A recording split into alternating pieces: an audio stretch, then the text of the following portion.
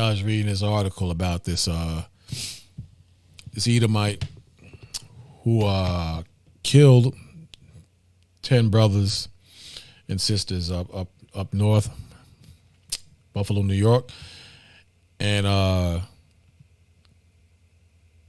know this is gonna sound messed up, but I'm not shocked, and I'm not but so troubled because this is to be expected. Those of us who are in the faith and we know our enemies, we're not surprised.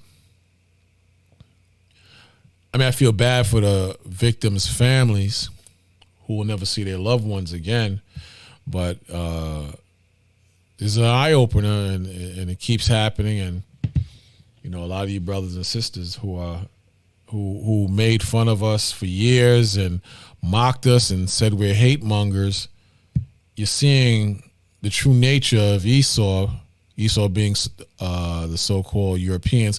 You're seeing that start to manifest now. You're starting to see what we've been saying for many years. But I just wanted to touch on this before I crash out and go to bed, as I was reading this, and it's quite interesting. But you see that it says suspect in Buffalo mass shooting heckled as coward in court. This is from the loved ones of the victims. But apparently they were yelling, that he's a coward. See, suspect in Buffalo mass shooting heckled as coward in court. Peyton Gendron, I believe that's how you pronounce his name, 18, accused of killing 10 black people at supermarket. Not required to speak at brief court hearing. I watched the video, man. It's crazy. The way he was just popping off, man. It was just really crazy. I can't play that on here because I don't want any problems with YouTube, but it makes you think, and a lot of, the sad thing is a lot of stupid brothers and sisters are going to still label us as a hate group.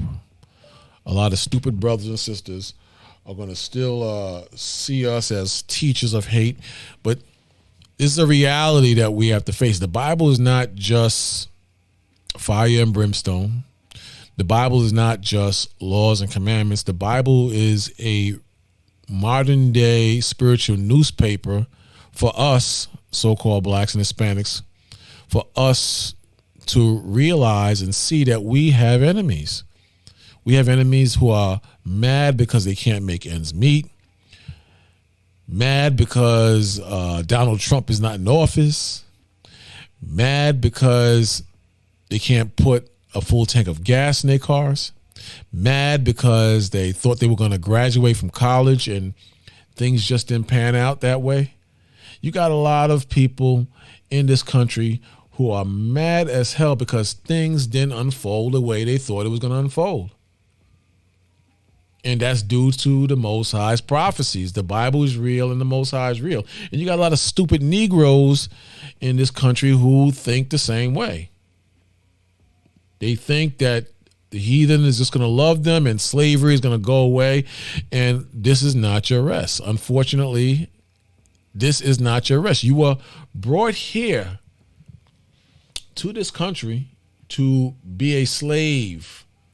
And a lot of you forgot that. You forgot that you were brought here to be slaves. And whether you believe in the Most High or not, you are a slave in 2022. And you have enemies in 2022. You have enemies. And a lot of you don't want to see that reality. And what's happening is that Esau, so-called Europeans, I'm going to keep it clean today. Esau, so-called Europeans,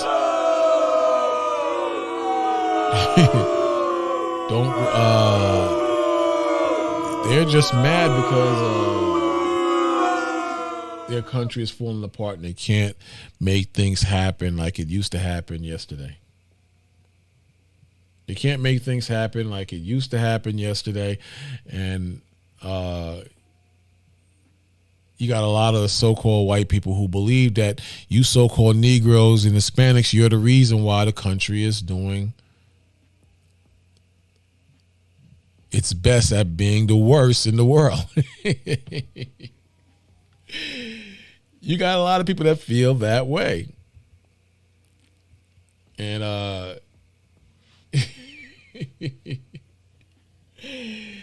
listen, the warnings are all around you, man. The warnings are the prophecies. You don't need to hear warning sirens going off. You got the trumpet of the Lord, which is the word of the Most High.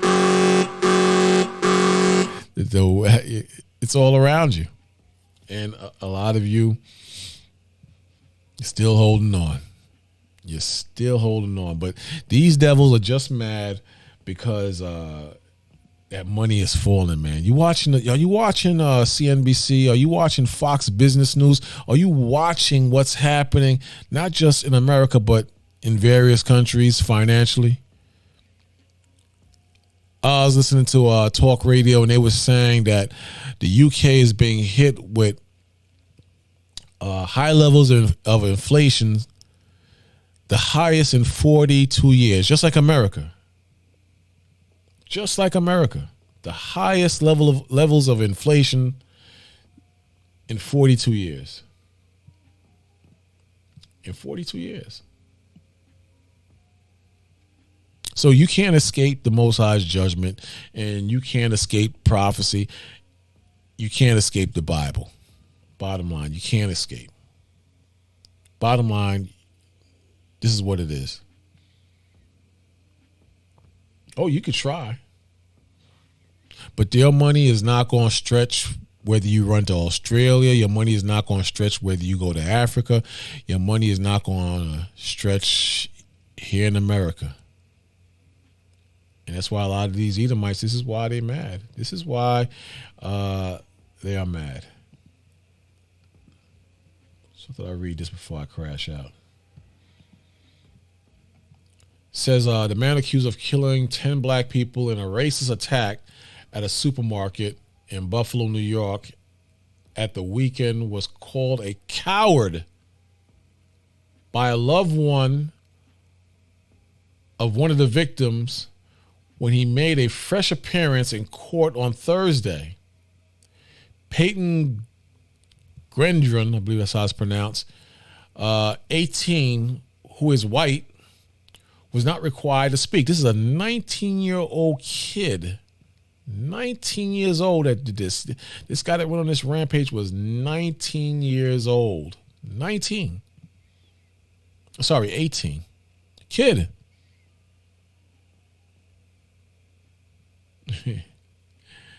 Again, it says Peyton Gendron. I'm going to call him Gendron. 18, is white, was not required to speak. His court-appointed lawyer had already entered a plea of not guilty to one of first-degree murder. But it was the first time families of victims who had come to the courthouse came face-to-face with him.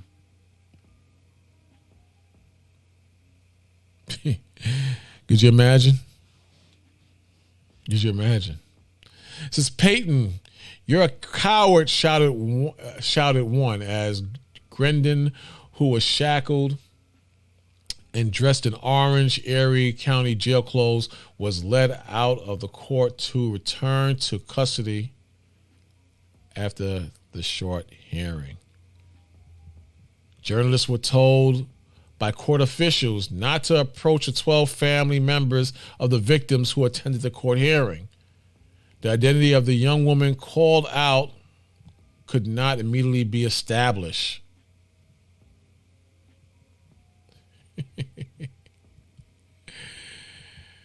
It says prosecutor Gary Hackbush of the chief of Buffalo Homicide Unit said that a grand jury had convened on Wednesday and voted for an indictment against Gendron.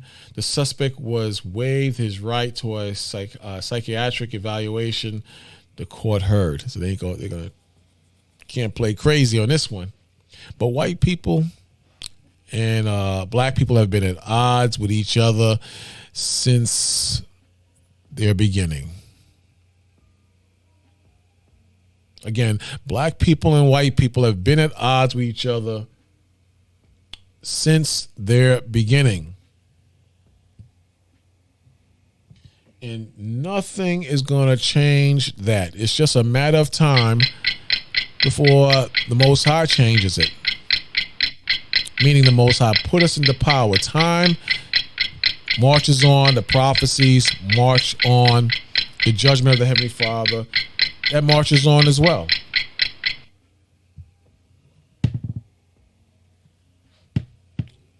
Luckily, the Most High is with us, though. Luckily, the Most High is with us.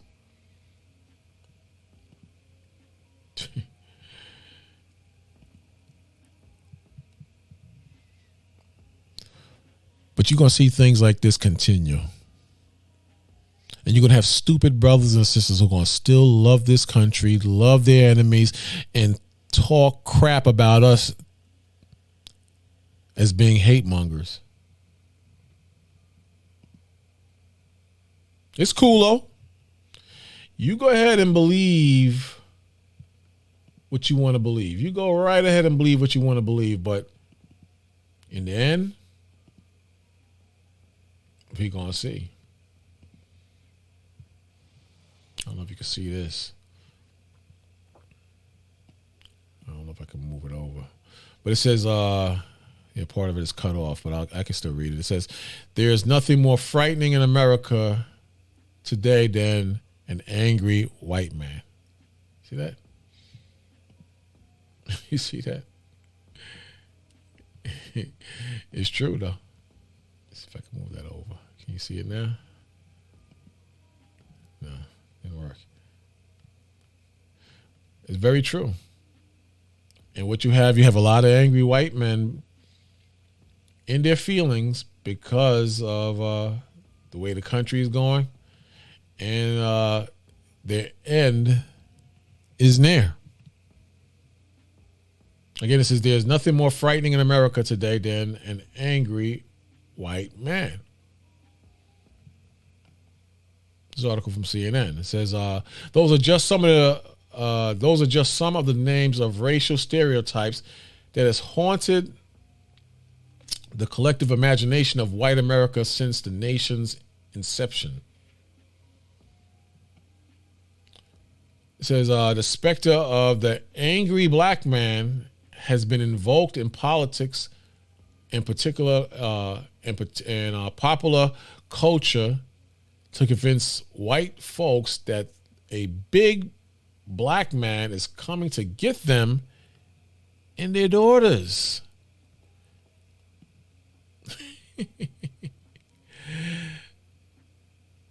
The specter of the angry black man has been invoked in politics and popular culture. Invoked in politics and popular culture to convince white folks that a big, bad black man is coming to get them and their lovely daughters.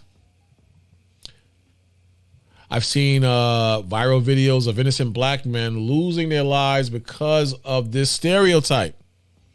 I've watched white people lock their car doors or clutch their purses when black men looked like me approach. I've been racially profiled. It's part of a psychological tax you pay for being a black man in America. Learning to accept that you are seen by many as public enemy number one. Again, the beginning of the title or the story was, there's nothing more frightening in America today than an angry white man. But as I watched 3 separate trials about white male violence unfold across the U.S., the U.S. these past week, the Kyle Rittenhouse trial, the Ahmaud Arbery death trial, in the civil case against organizers of the 2017 Unite the Right rally in Charlottesville, I've come to the sobering conclusion there is nothing more frightening. See that? There's nothing more frightening in America today than an angry white man. And bottom line, I'm not going to be long because I was just reading through this. Bottom line is, as time marches on,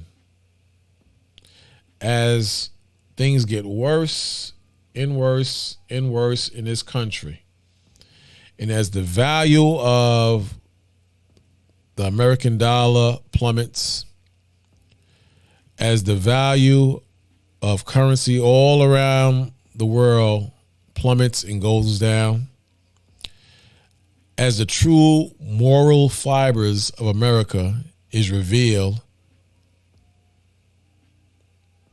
the tension is going to grow. The racial divide will only get wider until the Most High is ready to free us up out of here and the prophecies unfold. Don't be fooled for a minute. You have enemies. You have enemies, and your enemies are not going away. And you also have weak brothers and sisters who will try to convince you that you are a hate monger, that God is all love. There's only one race but the human race. And try to weaken and water you down to not see reality. But